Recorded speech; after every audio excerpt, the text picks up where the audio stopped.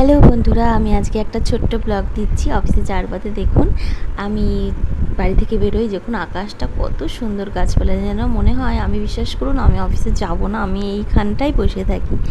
যাই হোক, আমি আজকে যে ব্লগটা দিচ্ছি, এটা যাওয়ার আগে রাস্তাটা যে পরিবেশ দিয়ে যাই আমি সেটা দেখালাম। আর মেন ব্লগটা হলো আমি অফিস থেকে বাড়ি ফেরার পথে কি কি করলাম। দেখুন, আমার শরীরটা সেদিন ভীষণ খারাপ ছিল, বাধ্য হয়ে আমি অফিস থেকে ডাইরেক্ট একটা উবের বুক করি।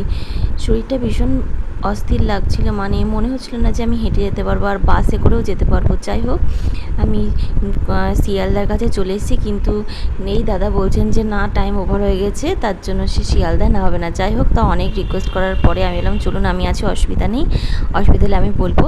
তখন উনি নিয়ে গেলেন। যাই হোক, দেখুন, আমি বাড়ি আসার সময় যে ট্রেনটা উঠেছি, পুরো ফাঁকা থাকে ট্রেনটা, বিশ্বাস করবেন না, আমার ভীষণ মাঝে মাঝে ভয় লাগে। নেওয়ার পথেই আমার হাজব্যান্ড আমাকে যখন নিয়ে আসে, এই যে রেস্টুরেন্টটা দেখছেন, এই রেস্টুরেন্টের নাম হলো হ্যাপি ক্যাফে।